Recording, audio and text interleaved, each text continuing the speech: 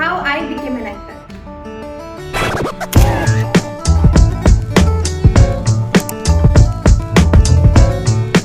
Okay, so मेरा नाम संध्या मेहता है, मैं दिल्ली से हूँ। मुझे इस इंडस्ट्री में और इतनी प्यारी सिटी मुंबई में 3 साल हो गए हैं और मैं आज आप सबको इस वीडियो में अपनी पूरी 3 साल की जर्नी शेयर करना चाहती हूँ और सारी इन्फॉर्मेशन दूंगी कि कैसे मैंने एक्टिंग स्टार्ट की, कहाँ से स्टार्ट की और कैसे मैं यहाँ तक पहुँची।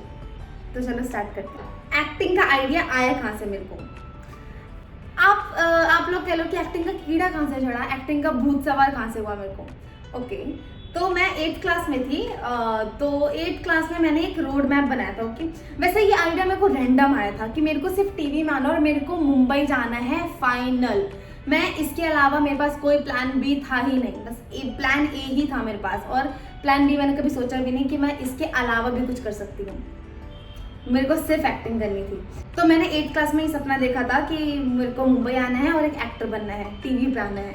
आप इसको उस टाइम का शौक कह लो, बट अब तो ये मेरे लिए बहुत बड़ा पैशन है, मेरी जॉब है और मैं सिर्फ यही करना चाहती हूँ। तो अभी मैं आपको बताती हूँ कि स्टार्टिंग हुई कहाँ से। तो 8th क्लास में जब मैं स्कूल से आती थी तो रात में सारा होमवर्क करने के बाद, उस टाइम पे मेरे पास मेरा फ़ोन नहीं था तो मैं अपने भाई का फ़ोन यूज़ करती थी।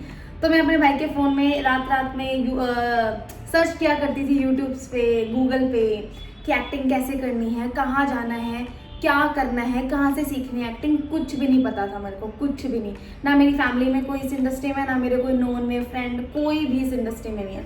तो मेरे लिए काफ़ी डिफ़िकल्ट था क्योंकि कुछ नहीं पता एक नए शहर में आना कैसे है, कहाँ जाना है, कहाँ रहना है, क्या करना है, ऑडिशन होते कहाँ पे है, सारी सिर्फ कन्फ्यूज़न लेके मैं चल रही थी। तो पहले मैंने 12th कंप्लीट किया अपनी और 12th के बाद तो मैंने 8th क्लास में एक रोड मैप भी बनाया था। जितना मेरे अंदर दिमाग था मैंने उस हिसाब से रोड मैप बना लिया था, सारी रिसर्च वगैरह करके। तो वो रोड मैप आपको मैं यहाँ पे अटैच करके दिखा दूँगी, जो कि मैंने 8th क्लास में बनाया था कि मेरे को एक्टिंग इंडस्ट्री में ऐसे घुसना है, एक्टिंग वर्ल्ड में ऐसे घुसना है। तो अभी देखा जाए तो ये रोड मैप मैंने कंप्लीट कर लिया है और मैं आप लोगों को यही सारी चीज़ें शेयर करने आई हूँ। तो मेरा एक्टिंग का कीड़ा और एक्टिंग का आइडिया आया ही यहीं से था।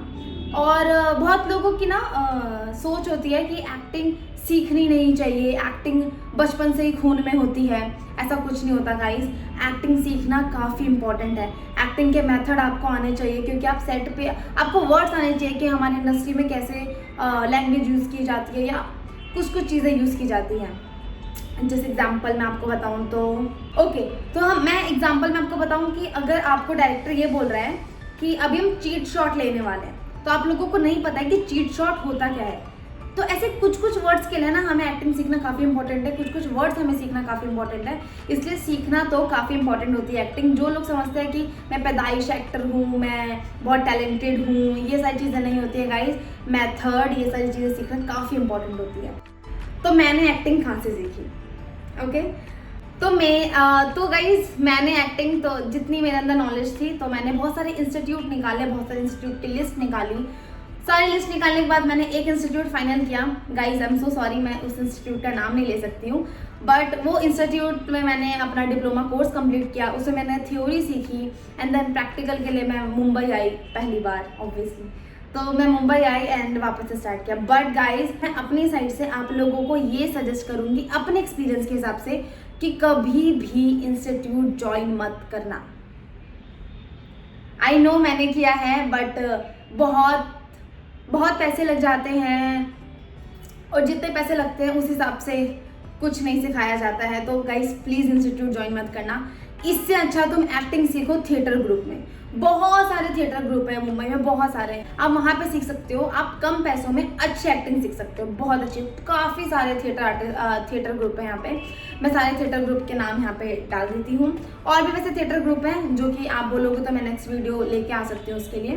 तो मैं उस इंस्टीट्यूट से निकली और फिर रियलिटी समझ आई कि ये इंडस्ट्री सिर्फ ग्लैमर और सिर्फ फेमस इन सब चीज़ों की नहीं है और बिल्कुल ईजी नहीं है। पहले मेरे को लगा था बहुत ईजी है, मैंने तो एक इंस्टीट्यूट ज्वाइन कर लिया है, वो लोग तो मेरा करा ही देंगे, वो तो मेरे को टीवी में लेकर ही आ जाएंगे। ऐसा कुछ भी नहीं होता है गाइस। जैसे अपना कोर्स कंप्लीट होता है सारी चीज़ें कंप्लीट होती है, सारे इंस्टीट्यूट जो भी हैं, आई डोंट नो और वो क्या है, पर जहाँ से मैंने सीखा था वो तुम्हें मारते हैं लात। वो कहते हैं कि प्लीज़ आप जाइए, नमस्कार, अपना काम खुद ढूंढिए। तो आपको उस टाइम रियलिटी हिट होती है कि ओके मेरे को काम खुद ढूंढना है। इतने बड़े शहर में कुछ नहीं पता होने के बावजूद आपको प्रोडक्शन हाउसेस जाने पड़ते हैं, सारी चीज़ें पता करनी पड़ती है, बट धीरे धीरे मैंने भी किया। इंस्टीट्यूट के बाद मैंने एक थिएटर ग्रुप ज्वाइन किया था। तो थिएटर ग्रुप में मैंने जितना इंस्टीट्यूट में नहीं सीखा होता, मैंने थिएटर ग्रुप में लिटरली सीखा है। मैंने एक प्ले भी किया था जिस प्ले का नाम था सख्त कर्फ्यू। तो मैंने उस टाइम पे प्ले किया और मेरे को बहुत सारी चीज़ें एक्टिंग से रिलेटेड समझ आई। मेरे को प्रोसेस भी समझ आया उस थिएटर ग्रुप में कि ऑडिशन देते कैसे हैं, करना क्या होता है, सारी चीज़ें मेरे को समझ आई और तब से मेरी एक्टिंग की जर्नी शुरू हुई। ओके, उसके बाद मैंने देखे rejections, fake promises, auditions, fake auditions, ये सारी चीज़ें मैंने फेस की। तो क्या होता है, जब हम नए नए इंडस्ट्री में आते हैं तो हमें ज़्यादा नॉलेज नहीं होती है।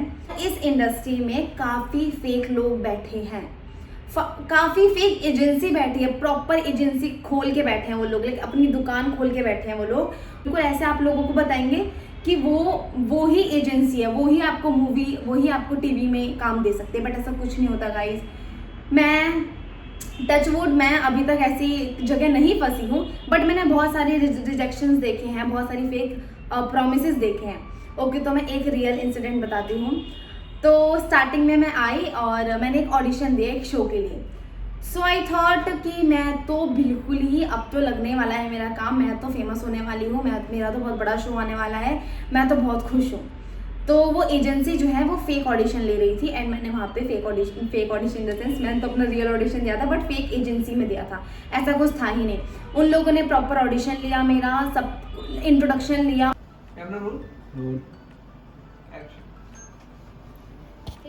ऑडिशन लिया, प्रॉपर मीटिंग हुई, प्रॉपर मेरे को ऐसे दिखाया गया कि मैं तो सिलेक्ट हूँ, अब मेरा तो कल से काम शुरू होने वाला है, मैं टीवी पे आने वाली हूँ। बट ऐसा कुछ भी नहीं था। उन्होंने 2 महीने ये सब किया और मैं 2 महीने सिर्फ उस शो के पीछे पड़ी हुई थी, ऑडिशन दे रही थी, मीटिंग पे जा रही थी, सारी चीज़ें कर रही थी, ठीक है। बिल्कुल लास्ट में सिलेक्ट होने के बाद, बिल्कुल लास्ट में जब मेरा नेक्स्ट डे शूट है, स्टार्ट होने वाला है, उनके हिसाब से एग्रीमेंट तक साइन करवाया उन लोगों ने मेरे से। अब जब मेरा नेक्स्ट डे शूट है तो उन लोगों ने मेरे को ये चीज़ बोली कि आप तो चले जाएंगे बट आपको ना 2000 रुपीज़ पे करने पड़ेंगे हमको।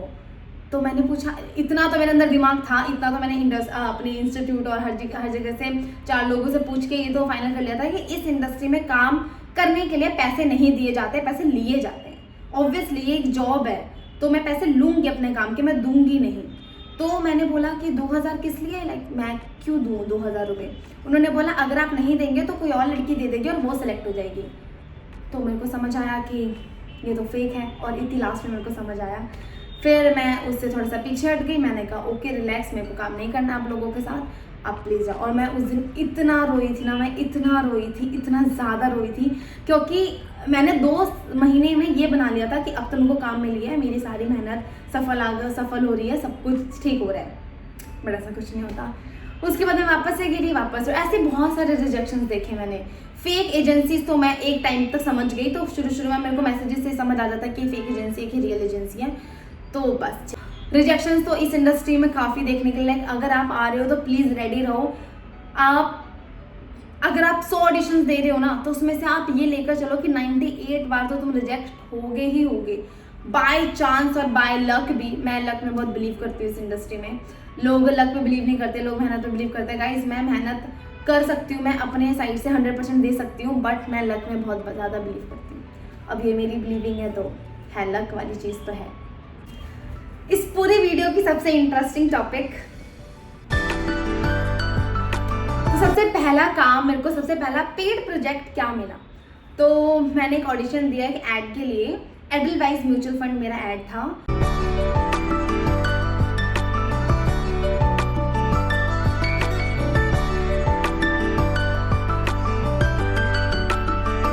तो मैंने उसके लिए ऑडिशन दिया और मैं उसमें सेलेक्ट हो गई। तो मैं बहुत खुश थी, मेरा पहला दिन था सेट पे और मैं पहली बार एक ऐड कर रही थी। उससे पहले मैंने छोटे मोटे काम कर लिए थे, उसको भी अब इग्नोर मारते हैं, पर मैंने एक अच्छा काम, एक ऐड का काम जो टीवी पे आने वाला है वो वाला मैंने ऐड किया। तो मैं बहुत खुश थी, मेरा पहला दिन था शूट का और मैंने शूट बहुत अच्छा किया, बहुत अच्छा शूट किया, टचवुड बहुत ज़्यादा अच्छा गया। मेरे को समझ आई चीज़ों के सेट पे ऐसा होता है, ये होता है। मेरे को उस दिन पहली बार मेरी वैनिटी मिली थी, मेरी सिंगल वैनिटी। और एज एन एक्टर अगर तुम लोगों को पहली बार वैनिटी मिलती है तो हम बहुत ज़्यादा खुश हो जाते हैं, और सिंगल वैनिटी मिलती है तो हम तो बहुत ज़्यादा ही खुश हो जाते हैं।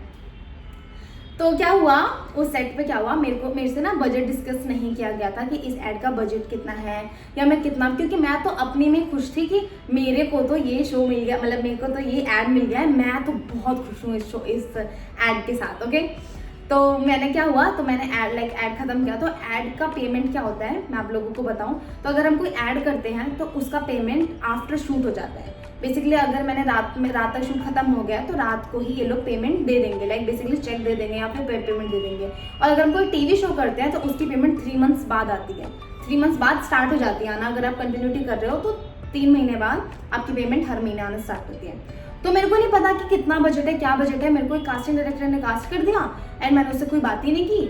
अब क्या हुआ, वो ऐड खत्म हुआ, अब सबकी पेमेंट की बारी थी। तो अभी मैं वहाँ पे गई, अब उन लोगों ने बोला कि अपना अमाउंट लिख दो, तो मैंने अमाउंट नहीं लिखा क्योंकि मेरे को तो समझ ही नहीं है। तो मैंने उन लोगों को बोला कि आई डोंट नो, आप कास्टिंग डायरेक्टर से पूछ लीजिए जिन्होंने मेरे को कास्ट किया। उन्होंने कहा ठीक है। तो वो लोग वो साइन कर रहे थे चेक पे, तो मैं देख रही थी उसको। तो भाई इससे मेरे को बता देना चाहिए कि मैंने कितना मिला, यही बता ही देती हूँ मैं। तो वो बेसिकली उस चेक पे लिख रहे थे 1500। तो मेरे को लगा ओके 1500 पर डे के हिसाब से मैं तो बहुत खुश थी, मैं इतने में बहुत खुश हो गई थी। मैंने कहा कि चल ठीक है 1500 मिल रहा है मेरे को, मैं तो बहुत खुश हूँ यार, एक दिन में मैंने 1500 कमा लिया, वाह यार मेरी पहली कमाई होगी ये तो इस इंडस्ट्री में ना। बट उन लोगों ने क्या किया 1500 and 0। भाई मैं आप लोगों को बता नहीं सकती उस टाइम की खुशी, मैं इतना खुश हुई उस दिन, मैं इतना ज़्यादा खुश हुई उस दिन। अब तो मैंने उम्मीद नहीं की थी कि मैं 1500 नहीं 15,000 का प्रोजेक्ट कर रही हूँ। तो मेरे को पहला paid project advice mutual fund add मिला था, जिसकी पेमेंट मेरे को 15,000 मिली थी पर डे के हिसाब से। तो ऐड में काफ़ी पैसा है, पर ऐड गाइस बहुत कम मिलता है। ओके, तो ऐड के बाद क्या हुआ, जब मैंने ऐड किया तो उसके बाद मेरी वर्क एक्सपीरियंस थोड़ा बढ़ गया और मेरी प्रोफाइल थोड़ी स्ट्रॉन्ग हुई। उसके बाद फिर मैंने और भी बहुत सारे काम किए, मैंने बहुत सारे ऑडिशंस देने स्टार्ट किए। तो फिर मैंने पहले एपिसोडिक शोज़ किया, उसके बाद फिर मैंने दंगल का शो किया गहना, और उसके बाद फिर मैंने स्टार प्लस का शो किया। स्टार प्लस मेरे लिए बहुत बड़ा ब्रेक था, काफ़ी बड़ा ब्रेक था। तो मैंने स्टार प्लस का शो किया पॉकेट में आसमान। रानी ने माफ़ी भी नहीं मांगी और पापा ने उसे आसानी से माफ़ भी कर दिया। एक दिन वो लड़की घर पे आके हमारा गला काट जाएगी और तब भी पापा उसे माफ कर देंगे और गले लगा लेंगे। ऐसा कुछ नहीं होगा। हमारे भी मन में रोज फूल नहीं खिल रहा भैया, हमारा भी मन रोज खराब होता है।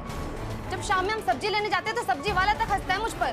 मैं सारी वीडियो आपके लिए अटैच कर दूंगी, यहाँ पे आप लोग देखिएगा। आज मर जाएंगे माई, और ये पकड़ के शादी नहीं करेंगे। कभी छोड़िए, क्या कर रही हो? छोड़ो छोड़ो, एक चप्पल लग जाएगा तुम्हें। ये तो मेरी दोस्त है ना, तो समझती है ना, समझाना माई को, कैसे पकड़ के शादी करना सही है क्या? उसके बाद मैंने एक सॉन्ग भी किया है, और रिसेंटली मैंने अभी एक सॉन्ग किया है, गुजराती सॉन्ग है, आप लोग वो भी देखना।